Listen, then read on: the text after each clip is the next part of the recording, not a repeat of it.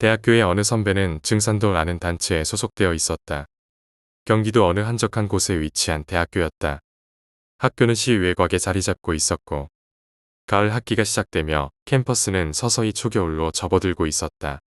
날씨는 점점 차가워졌고 특히 해가 지면 기숙사 주변은 무척 어두웠다. 기숙사는 학교 본관에서 꽤 떨어져 있었고 밤이 되면 인적이 드물고 불빛조차 희미해 음산한 느낌을 지울 수 없었다.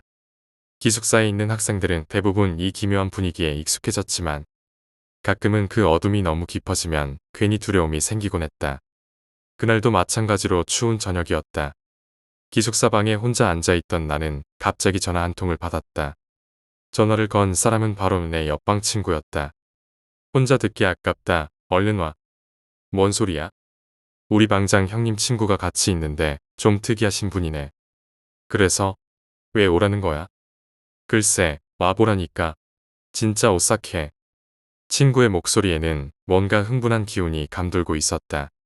그 목소리에서 느껴지는 긴장감과 기대감에 나도 이내 호기심이 생겼다. 평소 우리는 무서운 이야기나 기이한 경험담을 자주 나누며 즐거워하곤 했기 때문에 이번에도 뭔가 재미있는 일이 일어나고 있겠거니 싶었다. 그래서 서둘러 옆방으로 달려갔다. 친구 방에 도착했을 때 방 안은 이미 몇 명의 학생들로 북적였다. 4~5명이 모여 앉아 있었고 그들 앞에는 족발과 통닭 같은 난주가 놓여 있었다. 술은 그다지 많이 마시지 않은 듯 보였지만 분위기는 꽤 들떠 있었다. 방장형은 나를 보자 반갑게 손짓하며 자리에 앉으라고 했다. 왔냐? 빨리 동참해. 오늘 이야기는 흔히 들을 수 있는 게 아니야. 방장형이 나에게 소개해준 사람은 그의 친구 최모 선배였다. 그는 방장형의 친구로 나와는 처음 만나는 사이였지만 그의 첫인상은 단번에 눈길을 끌었다. 일반적인 대학생과는 달리 그는 개량 한복 같은 옷을 입고 있었다. 목과 팔목에 두른 염주에는 구슬마다 특이한 장식이 달려 있었고 그 모습은 마치 무속인이나 기이한 종교에 빠져 있는 사람 같았다. 나중에 알게 된 사실이지만 최 선배는 증산도라는 단체에 소속된 사람이었다고 했다. 2년 전까지는 그저 평범한 대학생이었으나 어느 순간부터 기술연에 깊이 빠지게 되었고 그로 인해 학교를 2년이나 휴학하게 되었다고 했다. 그는 기술연에 심취해 있었다고 했고 이번 학기에 복학한 지 얼마 되지 않았다는 이야기도 들었다. 그날 밤 최 선배가 들려준 이야기는 바로 귀신 소환술에 관한 것이었다. 처음에는 그냥 재미삼아 하는 이야기일 것이라고 생각했지만 그의 이야기는 점점 진지해졌다. 진짜 귀신을 불러낼 수 있나요? 내가 묻자 최 선배는 고개를 끄덕이며 답했다. 네, 가능합니다. 하지만 모든 사람이 그 귀신을 볼 수 있는 건 아니죠. 방 안에 있던 친구들은 그의 이야기에 점점 빠져들었다. 대부분은 장난 반, 호기심 반으로 그의 말을 듣고 있었지만 점차 이야기의 무게가 더해지면서 긴장감도 서서히 올라갔다. 우리 모두 귀신이나 영적인 존재에 대한 호기심을 가지고 있었지만 실제로 그런 일이 일어날 것이라고는 믿지 않았다. 나는 그때까지도 그냥 무서운 이야기일 뿐이라고 생각했지만 최 선배의 태도는 달랐다. 그는 자신이 실제로 귀신을 소환할 수 있다고 주장했고 그 방법에 대해 매우 구체적으로 설명하기 시작했다. 그의 설명은 마치 오랜 시간 동안 이 주제에 대해 깊이 연구해온 사람처럼 정확하고 체계적이었다. 귀신을 불러내는 방법은 여러 가지가 있습니다. 하지만 그 중에서도 효과적인 방법은 특정한 의식을 통해 영혼을 불러오는 것이죠. 그 의식을 올바르게 진행하면 영혼이 그 자리로 불려오게 됩니다. 그의 말에 방 안에 있던 모든 사람들은 숨을 죽이고 그의 이야기에 집중했다. 특히나 귀신이나 영적인 현상에 관심이 많았던 우리 방장형은 눈을 반짝이며 최 선배의 말을 들었다. 방장형은 평소에도 영적인 일에 관심이 많았고 무서운 이야기를 좋아하는 성격이었다. 나는 한 발짝 물러선 채로 그의 이야기를 듣고 있었다. 무언가 석연치 않은 느낌이 들었기 때문이다. 귀신 소환이라는 주제가 그렇게 가볍게 다룰 수 있는 것은 아닐 거라는 생각이 들었다. 하지만 친구들과 방장형의 반응은 달랐다. 그들은 최 선배의 말에 완전히 빠져들었고 결국 그날 밤 우리 모두는 귀신을 소환해 보자는 결론에 도달했다. 최 선배는 의식을 위해 필요한 몇 가지 준비물을 알려주었다. 그 중에는 부적, 깨끗한 물, 피, 향 등이 있었다. 그는 특히 피에 대해 강조했다. 그것은 의식을 위해 꼭 필요한 재료라고 했다. 처음에는 닭피를 사용하는 게 좋아요. 닭피는 비교적 쉽게 구할 수 있으니까요. 하지만 만약 닭피를 구할 수 없다면 인간의 피도 사용할 수 있습니다. 단, 그럴 경우에는 의식의 위험성이 훨씬 더 커지죠. 그 말을 들었을 때 나는 내심 불안해지기 시작했다. 인간의 피를 사용하는 의식이라니. 그것은 단순한 장난으로 끝날 일이 아니라는 경고처럼 느껴졌다. 하지만 친구들은 그 말을 대수롭지 않게 받아들였다. 그들은 오히려 호기심이 더욱 커져 있었다. 그렇게 우리는 최 선배가 알려준 방법대로 귀신 소환 의식을 시도하기로 했다. 첫 번째 의식은 그날 밤 기숙사 옥상에서 진행되었다. 우리는 부적을 창문에 붙이고 깨끗한 물에 닭피를 섞어 벽에 뿌렸다. 향을 피우고 최 선배가 준 주문을 읽었다. 하지만 아무 일도 일어나지 않았다. 야, 이거 한번 했다고 귀신이 나오면 우리 고스트버스터 해도 되겠다. 방장 형이 농담을 하며 실망한 듯 말했다. 나 역시 속으로는 그렇게 생각하고 있었다. 귀신이 그렇게 쉽게 나타나지는 않을 거라고. 첫 번째 의식은 그렇게 별다른 일 없이 끝났다. 앞으로 5일만 더 해보자. 최 선배 말로는 일주일은 해야 된다고 했으니까. 그 말에 나는 피식 웃으며 동의했다. 하지만 두 번째 날이 되자 나는 이미 흥미를 잃었다. 괜히 새벽에 옥상에 올라가 무의미한 짓을 하는 것 같았다. 그래서 나는 두 번째 의식 이후에는 그들과 함께하지 않기로 했다. 그러나 친구들과 방장형은 여전히 그 의식을 계속했다. 며칠 후 나는 최 선배를 우연히 마주쳤다. 그에게 친구들과 방장형이 여전히 그 의식을 하고 있다고 말하며 그들을 말려달라고 부탁했다. 걱정 마세요. 그거 그렇게 대충 해서 영혼을 불러낼 수 있으면 아무나 다 무당하죠. 하다 보면 곧 지칠 거예요. 그의 말은 나를 안심시켰지만 여전히 뭔가 불안한 기운이 느껴졌다. 최 선배는 이어서 말했다. 부적과 주문은 정확해도 그걸 사용하는 사람들이 제대로 하지 않으면 효과가 없어요. 그러니 걱정 말아요. 나는 그의 말에 어느 정도 마음을 놓았지만 며칠 후 친구가 이상해지기 시작했다. 10일째 되는 날 친구는 수업에 빠지기 시작했다. 그의 방을 찾아가 보니 방 안은 한낮인데도 불구하고 컴컴했다.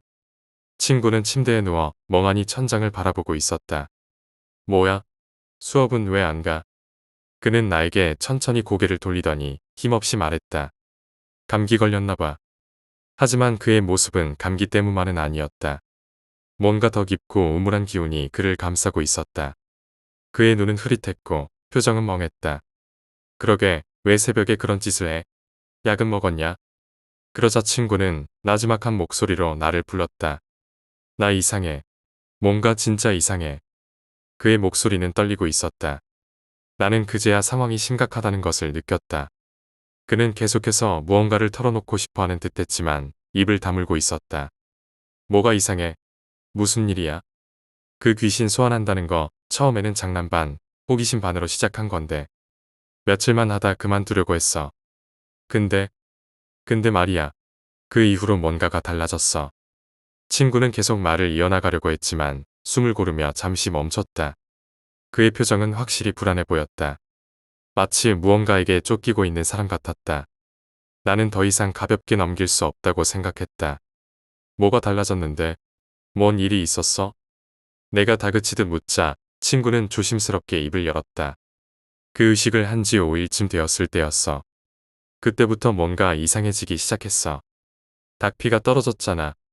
그래서 방장 형이랑 난 우리 손가락을 잘라 피를 썼거든. 뭐? 내 피를 썼다고. 미친 놈들. 내가 소리쳤다. 아무리 장난이라도 사람의 피를 쓰는 건 상식 밖이었다. 그건 말이 안 되는 짓이었잖아. 그때 왜 나한테 말도 안 했어? 친구는 멍한 눈으로 나를 바라보며 말했다. 처음엔 그냥 재미로 했어. 진짜 아무 일도 안 일어날 거라고 생각했으니까. 그런데 그 이후부터 꿈이 이상해지더라고. 나는 그가 말하는 꿈이 어떤 것인지 듣고 싶어졌다.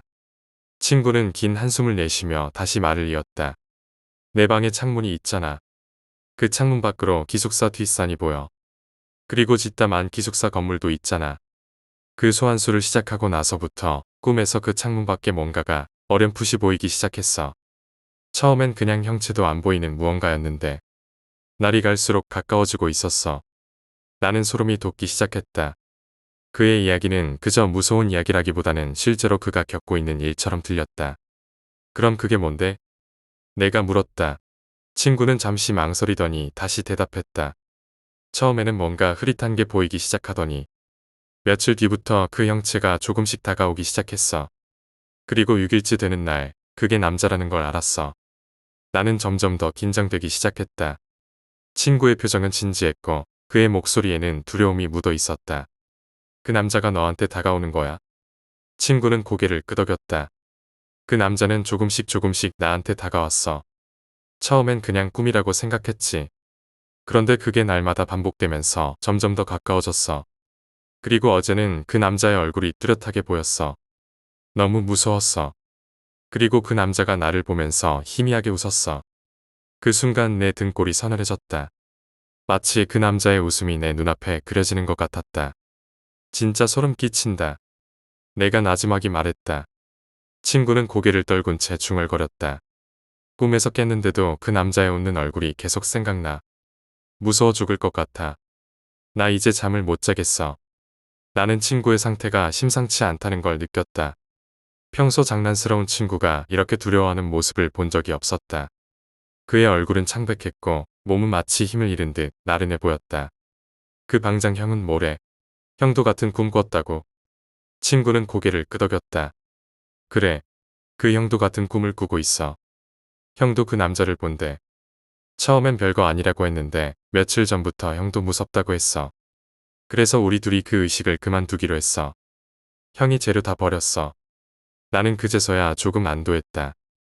하지만 친구의 얼굴에서는 여전히 불안감이 떠나지 않았다. 그런데 말이야. 그 의식을 그만둬도 그 남자는 여전히 꿈에 나타나. 어젯밤에도 그 남자가 나를 보면서 웃고 있었어.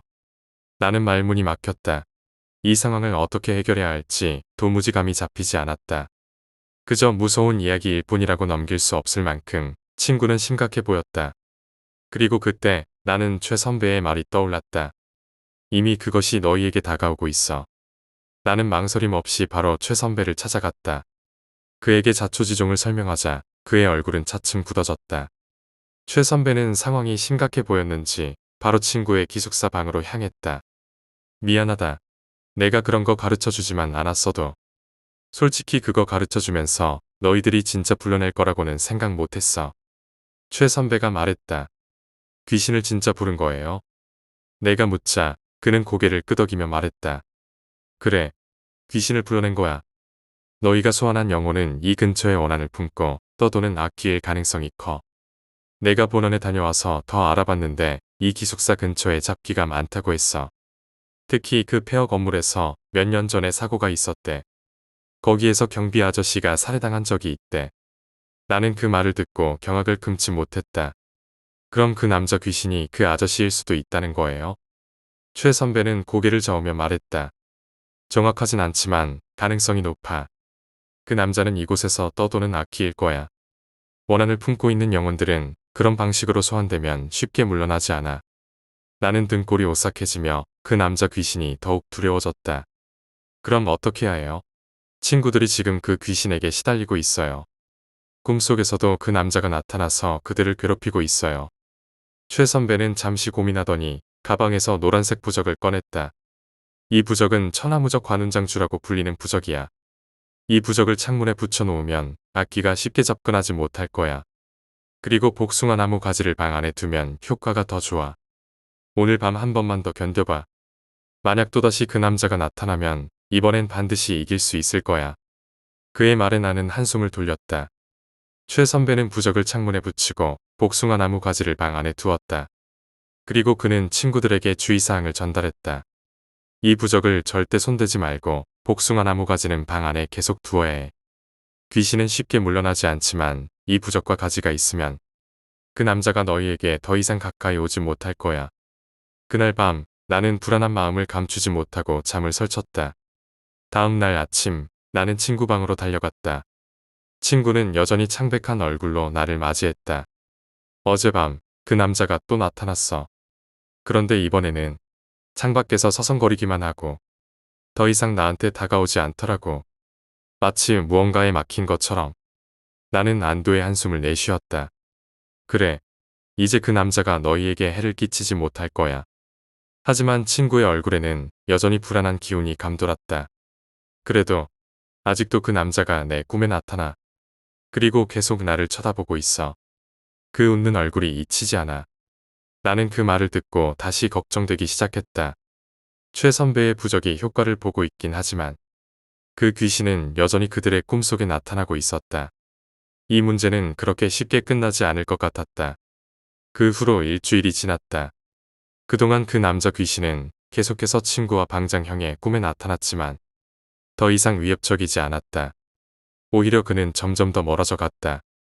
때로는 방 밖에서 서성거리고 때로는 멀리서 그들을 지켜보는 듯한 모습이었다.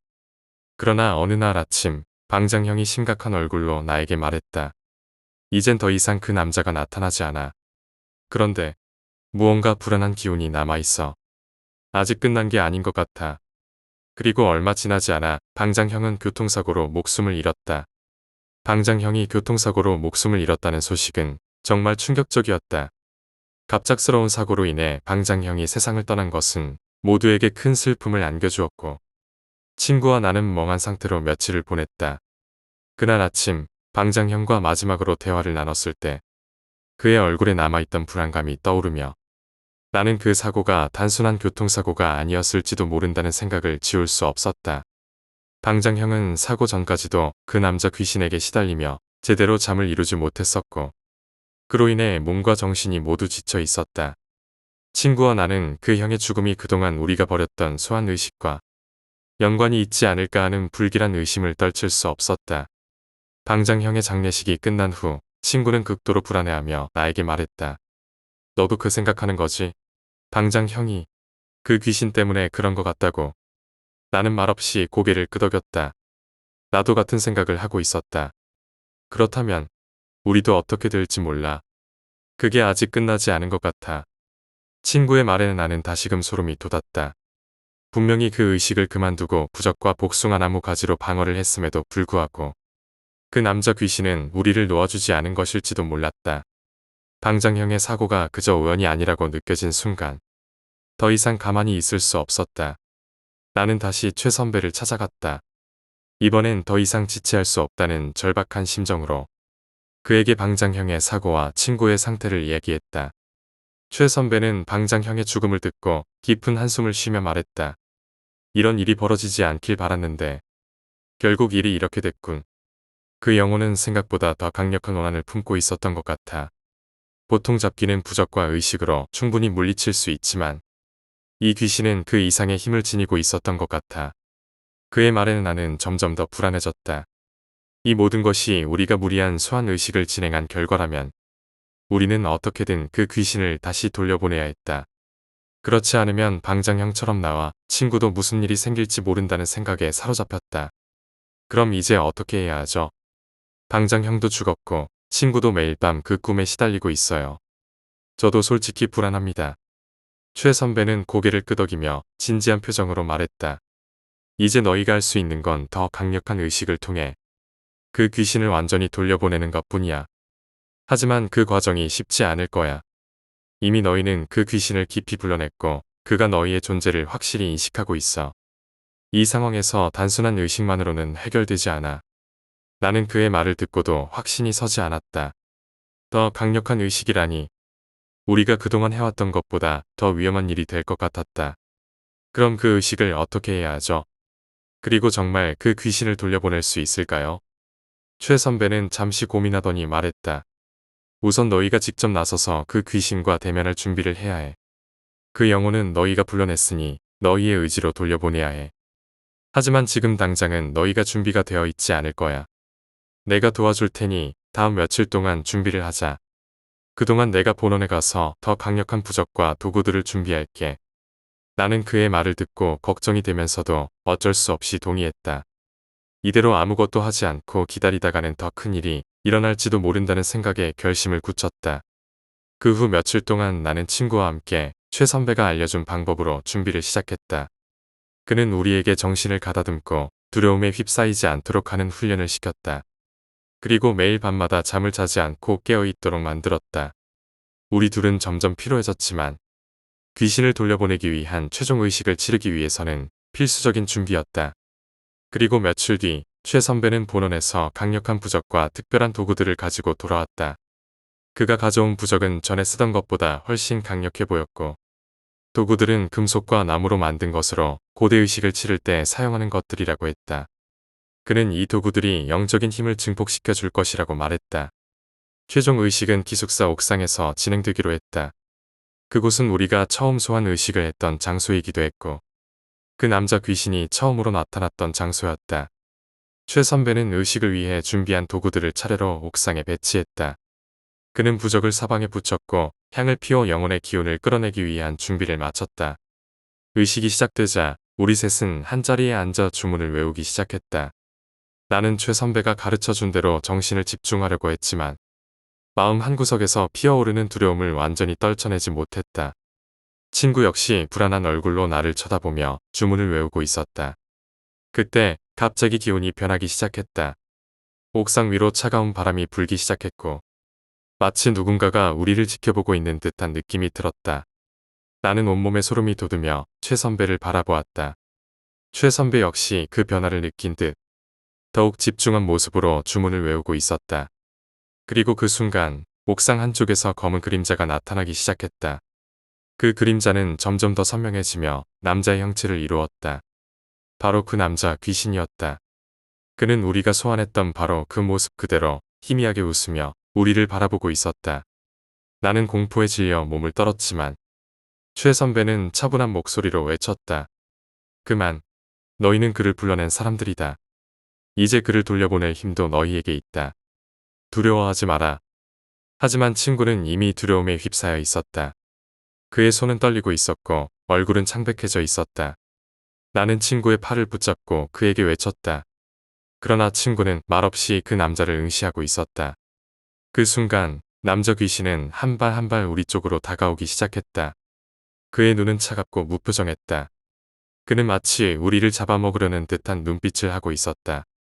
그 순간 최 선배가 손에 들고 있던 금속 도구를 높이 들고 강하게 주문을 외치기 시작했다. 그의 목소리는 울려 퍼졌고 부적에서 빛이 뿜어져 나왔다. 그 빛이 남자 귀신을 향해 쏟아지자 귀신은 몸을 움츠리며 뒷걸음질 쳤다. 그 빛은 점점 더 강해졌고 귀신의 형체는 점점 더 흐려지기 시작했다. 마침내 남자 귀신은 공중으로 흩어지듯 사라졌다. 그가 사라지기 전 마지막으로 우리를 한 번 더 바라보며 웃는 듯한 표정을 지었다. 그리고 그 순간 주변의 차가운 공기는 다시 평온해졌다. 의식이 끝난 후 우리는 모두 지쳐서 바닥에 주저앉았다. 온몸에 힘이 빠져나가는 듯한 느낌이었다. 하지만 그와 동시에 우리는 난도했다. 드디어 그 남자 귀신을 돌려보냈다는 사실이 믿기지 않았다. 친구는 눈물을 흘리며 나를 끌어안았다. 최 선배는 조용히 우리를 바라보며 고개를 끄덕였다. 잘했어. 이제 너희는 안전해. 더 이상 그 귀신이 너희를 괴롭히지 않을 거야. 그 의식 이후 우리는 다시 평온한 일상으로 돌아갈 수 있었다. 친구는 더 이상 악몽에 시달리지 않았고 나 역시 더 이상 그 남자 귀신의 존재를 느낄 수 없었다. 하지만 방장 형의 죽음은 우리 모두에게 큰 상처로 남았다. 그의 죽음이 단순한 사고였는지 아니면 그 귀신과 관련이 있었는지는 끝내 알 수 없었지만 우리는 그 사건을 결코 잊을 수 없었다. 시간이 흘러나는 졸업을 하고 다른 도시로 떠났지만 그 기숙사와 그곳에서 일어났던 일들은 오랜 시간이 지나도 잊혀지지 않았다. 그 후로는 다시는 어떤 장난스러운 소환 의식도 시도하지 않았다. 인간의 피를 사용하는 위험한 의식이 얼마나 끔찍한 결과를 초래할 수 있는지 우리는 뼈저리게 깨달았다. 나는 그날의 기억을 떠올리며 이렇게 결론짓는다. 아무리 호기심이 생기더라도 영적인 세계에 함부로 발을 들여서는 안 된다. 특히 사람의 피를 사용한 소환 의식 같은 것은 절대 해서는 안 된다. 그것이 우리에게 가져온 끔찍한 결과를 생각하면 다시는 그런 실수를 반복하고 싶지 않다. 그리고 지금도 나는 그 학교 기숙사에서 누군가가 그 이야기를 전해 듣고 같은 실수를 하지 않기를 간절히 바라고 있다. 그날 이후 우리는 최종 의식을 성공적으로 마쳤고 그 남자 귀신은 더 이상 우리를 괴롭히지 않았다. 친구는 그 경험으로 인해 한동안 매우 예민해져 있었지만 시간이 지나면서 조금씩 안정을 되찾기 시작했다. 나는 기숙사에서 겪었던 그 무서운 기억들을 애써 잊으려 했고 평범한 대학 생활로 돌아가기 위해 노력했다. 하지만 그 일이 남긴 상처는 생각보다 깊었다. 당장 형의 죽음이 남긴 충격은 시간이 지나도 쉽게 사라지지 않았고, 친구와 나는 그 사건에 대해 더 이상 입 밖으로 꺼내지 않았다. 마치 그 이야기를 다시 꺼내는 순간 모든 악몽이 되살아날 것만 같았다. 며칠 후 나는 학교를 돌아다니며 이상한 소문을 듣게 되었다. 기숙사 폐허가 된 건물 근처에서 누군가 남자 귀신을 봤다는 소문이었다. 그 이야기는 내가 최 선배와 함께 돌려보냈다고 확신했던 그 남자 귀신에 대한 것이었다. 나는 그 이야기를 들었을 때 순간 얼어붙었다. 그날 밤 이후로는 더 이상 나타나지 않을 거라고 생각했는데 그 귀신이 다시 모습을 드러냈다는 말은 나를 혼란스럽게 만들었다. 나는 다시 최 선배를 찾아갔다. 그에게 그 소문에 대해 이야기하자 최 선배는 잠시 생각에 잠겼다. 그 귀신이 다시 나타났다고? 그럴 리가 없는데. 우리가 그 의식을 통해 확실하게 돌려보냈으니 그가 다시 나타날 이유는 없을 텐데. 최 선배는 진지한 얼굴로 말을 이었다. 하지만 그 귀신이 정말 돌아왔다면 그건 우리가 무언가를 잘못했거나 놓친 부분이 있을 가능성이 있어. 영혼은 그들의 원한이 완전히 풀리지 않으면 다시 이 세상으로 돌아오려는 경향이 있어. 나는 최 선배의 말을 듣고 점점 불안해졌다. 그 의식이 완벽하지 않았던 걸까? 아니면 우리가 그 남자 귀신의 원한을 완전히 풀어주지 못한 걸까? 여러 가지 생각이 머릿속에서 얽혀갔다. 그러면 어떻게 해야 하죠? 다시 그 귀신을 돌려보내야 하나요? 최 선배는 고개를 천천히 저었다. 이번엔 단순히 의식만으로 해결되지 않을 수도 있어. 그 귀신이 정말로 다시 나타났다면 그건 더 깊은 원한을 가지고 있다는 뜻이야. 그리고 그 원한을 풀어주기 전에는 그 영혼이 이 세상에 계속 머물러 있을 가능성이 커. 나는 더 이상 그 문제에 발을 들여놓고 싶지 않았지만 당장 형의 죽음과 친구의 고통을 생각하면 이대로 그 귀신을 내버려 둘 수 없었다. 더 이상 다른 피해자가 생기지 않도록 우리는 무언가 조치를 취해야 했다. 그날 밤 나는 친구와 다시 이야기를 나누었다. 친구는 그동안 악몽에 시달리지 않았지만 여전히 그 사건의 충격에서 완전히 벗어나지 못한 상태였다. 나는 그에게 귀신이 다시 나타났다는 소문을 전했고 친구는 얼굴이 창백해지며 두려워하는 기색을 보였다. 정말 그 귀신이 다시 나타났다고? 우리가 다 끝난 거 아니었어? 이제 괜찮은 줄 알았는데. 친구는 당황한 목소리로 말했다. 나도 그럴 줄 알았어. 하지만 뭔가 잘못된 것 같아. 최 선배도 그 소문을 듣고 놀라더라. 우리가 뭔가 놓쳤거나 그 남자의 원한이 완전히 풀리지 않은 것 같아. 친구는 머리를 감싸쥐며 중얼거렸다. 그럼 또 그걸 해야 한다는 거야? 다시 그 의식을. 나는 고개를 저으며 말했다. 이번엔 의식만으로는 안 될 것 같아. 최 선배가 그러더라고. 그 귀신의 원한을 풀어주지 않으면 계속 나타날 거라고. 친구는 한참 동안 말없이 앉아 있었다. 당장 형의 죽음 이후로 그는 더 이상 이런 일에 휘말리고 싶지 않다는 생각이 강했던 것 같았다. 하지만 내가 한참을 기다리자 친구는 천천히 고개를 들고 말했다. 그럼 그 남자의 원한이 뭔지 알아봐야겠네. 그래야 이걸 끝낼 수 있을 것 같아. 우리는 그 남자 귀신이 누구였는지, 왜 그가 이곳에 나타났는지에 대해 다시 조사하기로 했다. 그 남자의 모습은 이미 우리의 꿈과 현실 속에서 여러 차례 나타났지만 우리는 그가 누구인지, 왜 그렇게 원한을 품고 떠도는지 전혀 알지 못했다. 소문에 따르면 그 남자는 기숙사 폐허가 된 건물 근처에서 몇 년 전 살해당한 경비 아저씨일 가능성이 높았다. 우리는 그 사건에 대해 더 알아보기로 했다. 며칠 후 우리는 학교의 오래된 기록들을 뒤지기 시작했다. 그리고 기숙사 건물에서 벌어졌던 사건들에 대해 더 자세히 알게 되었다.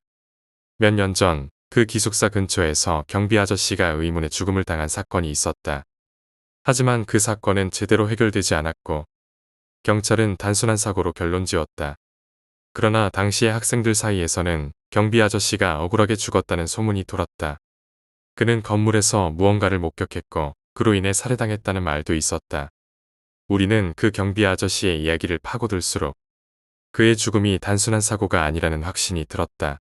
그리고 그가 그토록 강한 원한을 품고 이곳을 떠돌고 있다는 것도 점점 더 분명해졌다. 그가 이 기숙사에서 목격한 것이 무엇이었는지는 정확히 알 수 없었지만 그것이 그의 죽음과 관련이 있다는 점은 의심의 여지가 없었다. 우리는 이 정보를 바탕으로 다시 최 선배를 찾아갔다. 최 선배는 우리의 이야기를 듣고 고개를 끄덕였다. 그래, 그 경비 아저씨의 원한이 이곳에 남아있는 게 분명해. 그리고 그 원한이 풀리지 않으면 그의 영혼은 계속해서 이곳을 떠돌 수밖에 없을 거야. 그럼 어떻게 해야 그 원한을 풀어줄 수 있나요? 내가 물었다. 최 선배는 잠시 생각하더니 말했다. 우리가 할 수 있는 건 그 경비 아저씨의 영혼을 불러내어 그의 원한을 직접 듣는 거야. 그의 이야기를 들어주고 그가 가지고 있는 고통을 이해하는 것이 중요해. 그리고 나서 그에게 진정으로 이 세상을 떠나게 할 수 있도록 도와줘야 해. 나는 그 말을 듣고 걱정이 앞섰다. 그 귀신을 다시 불러낸다는 것은 매우 위험한 일이었다. 이미 한 차례 그와 마주했고 그때 우리는 큰 위험을 감수해야만 했다. 이번엔 그의 원한을 풀어주기 위해 다시 그와 마주한다는 것은 쉽지 않을 것 같았다. 그럼 또다시 의식을 해야 하나요? 친구가 불안한 목소리로 물었다. 최 선배는 고개를 저으며 말했다. 이번엔 의식이 아니라 그 영혼과 대화하는 방식이야. 우리가 그를 억지로 소환하는 게 아니라 그의 영혼을 평화롭게 불러내어 이야기를 듣는 거야. 그 과정에서 중요한 건 우리가 그에게 적대감을 가지지 않는다는 걸 보여주는 거야. 우리가 그의 고통을 이해하고 그를 돕고 싶다는 의지를 보여줘야 해. 나는 그 말을 듣고 안도의 한숨을 쉬었다. 적어도 이번에는 직접적인 대면이 아닌 대화로 해결할 수 있다는 점에서 조금 마음이 놓였다. 하지만 여전히 그 남자 귀신과 다시 마주해야 한다는 생각에 불안감은 사라지지 않았다. 최 선배는 다시 한번 모든 준비를 도와주었다. 이번에는 특별한 부적과 도구를 준비하지 않았다. 대신 우리는 그 귀신과 대화를 할 장소를 정했다. 바로 그가 나타났던 기숙사 폐허가 된 건물 근처였다. 그곳은 그 경비 아저씨가 마지막으로 목격된 장소이자 그의 원한이 가장 강하게 남아있는 곳이었다. 우리는 그날 밤 폐허가 된 기숙사 건물로 향했다. 그곳은 이미 수년째 방치되어 있었고 건물은 거의 무너져 내릴 듯 낡아 있었다. 우리는 건물 안으로 들어가 그 경비 아저씨가 마지막으로 목격된 장소에 앉았다. 최 선배는 조용히 그 경비 아저씨의 영혼을 불러내기 위해 간단한 의식을 시작했다. 그 의식은 매우 조용하고 차분했다.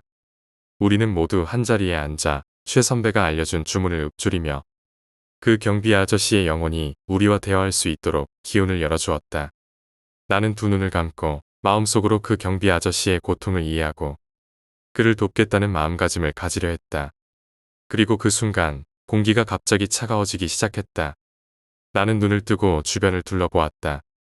건물 안은 어두웠지만 어딘가에서 느껴지는 기운이 점점 강해지고 있었다. 그리고 마침내 그 남자 귀신의 모습이 우리 앞에 나타났다. 그의 모습은 여전히 희미하게 보였지만 그 얼굴에는 이전보다 더 깊은 슬픔과 고통이 묻어 있었다. 나는 숨을 죽이고 그의 말을 기다렸다. 최 선배가 먼저 조용히 입을 열었다.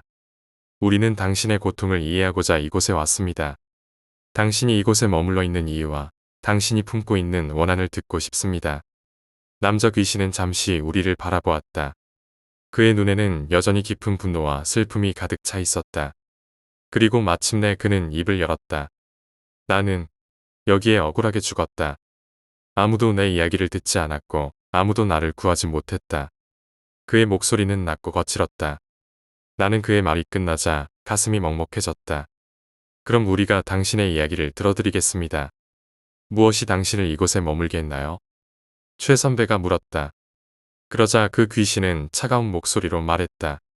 내가 이곳에서 목격한 것을 그들이 원하지 않았다. 그래서 그들은 나를 없애려 했다. 나는 도망치려 했지만 그들에게 살해당했다. 나는 그 말을 듣고 충격을 받았다. 그 경비 아저씨는 그저 불의의 사고를 당한 것이 아니라 누군가에게 살해당한 것이었다.